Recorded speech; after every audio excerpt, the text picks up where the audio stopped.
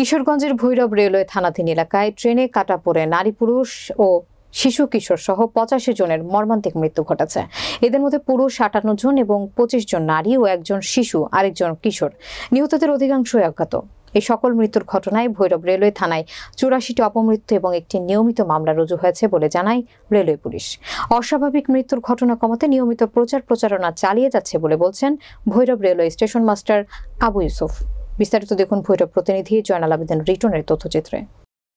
Bhairab railway থানা সূত্রে জানা যায়, গত 2024 সালের 1 জানুয়ারি হতে 31 ডিসেম্বর পর্যন্ত নারী পুরুষ এবং শিশু সহ মোট 85 জন রেলে কাটা পড়ে মৃত্যুবরণ করেছে। নিহতদের অধিকাংশই অজ্ঞাত। ভৈরব সরারচর রেলপথের বিভিন্ন এলাকায় গত 12 মাসে অসতর্কতার কারণে উল্লেখিতরা ট্রেনে কাটা পড়ে মর্মান্তিক মৃত্যুবরণ করেন। নিহতদের মধ্যে 58 জন পুরুষ এবং 25 জন নারী, একজন শিশু আর একজন কিশোর রয়েছে। ভৈরব রেলওয়ে থানাধীন ভৈরব টঙ্গী 70 কিলোমিটার ও ভৈরব সরারচর পর্যন্ত 19 কিলোমিটার রেলপথ। ভৈরব রেলওয়ে থানার সীমানায় রয়েছে মোট 19টি রেলওয়ে স্টেশন। এ পর্যন্ত যারা মারা গিয়েছে তারা চলন্ত ট্রেনে ওঠানামা, রেলপথ পারাপার, ট্রেনের ছাদে ভ্রমণরত যাত্রী, 2 বগির সংযোগ স্থলে বসে যাতায়াত কিংবা ট্রেনের দরজার হাতলে ঝুলন্ত অবস্থায় যাতায়াতকালে অসাবধানতাবশত ট্রেনের নিচে কাটা পড়ে এ সকল মর্মান্তিক মৃত্যু ঘটে। রেলওয়ে কর্তৃপক্ষ ট্রেনের ছাদে ভ্রমণ নিষিদ্ধ করলেও এইসব স্টেশন থেকে বিশেষ করে লোকাল এবং মেইল ট্রেনে অসংখ্য যাত্রী ট্রেনের বগি স্বল্পতার কারণে ঝুঁকিপূর্ণ ভ্রমণ করায় এই সকল মৃত্যু হয়। ভৈরব রেল স্টেশনে যাত্রী ট্রেন থেকে নামার পথে, চলন্ত ট্রেন থেকে নামার পথে অ্যাক্সিডেন্ট হয়, মানুষ মারা যায়। আবার ট্রেন থেকে চলন্ত ট্রেনে উঠতে গিয়েও অ্যাক্সিডেন্ট হয়, মানুষ মারা যায়। ওভারব্রিজ ব্যবহার না করাতে, রেল পারাপারের সময় ওভারব্রিজ ব্যবহার না করাতে এই যাত্রী অ্যাক্সিডেন্ট হয়, মারা যায়। এগুলো আমরা চলন্ত ট্রেনে না ওঠা উচিত এবং চলন্ত ট্রেন থেকে না নামা উচিত।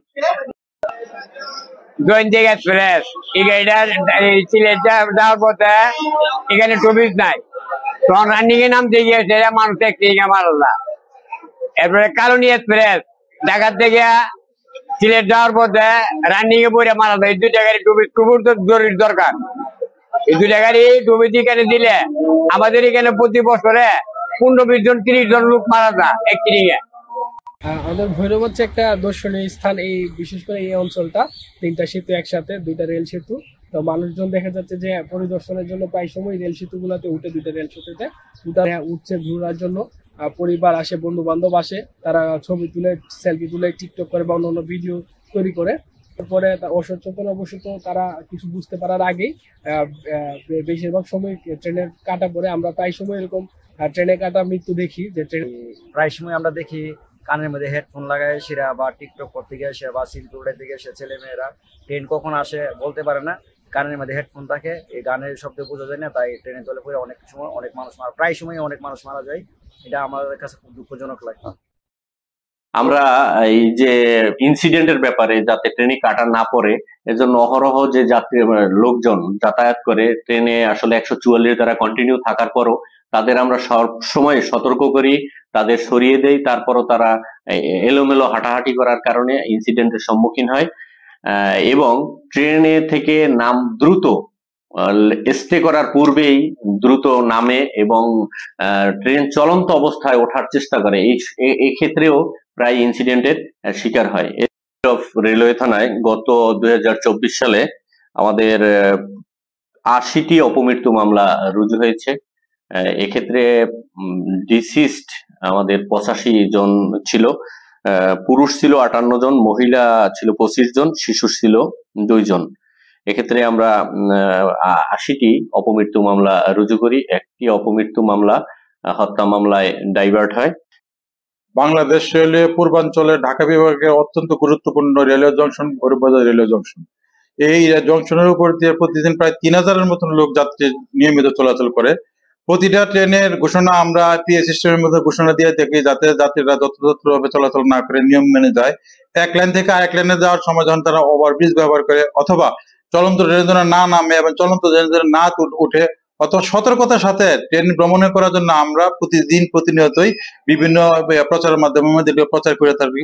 তথাপি কিছু অসাবধান যাত্রী মাঝে মাঝে তাদের নিজের খেয়াল খুশির মতো চলতে গিয়ে কিছু দুর্ঘটনার ক্ষতি হয়।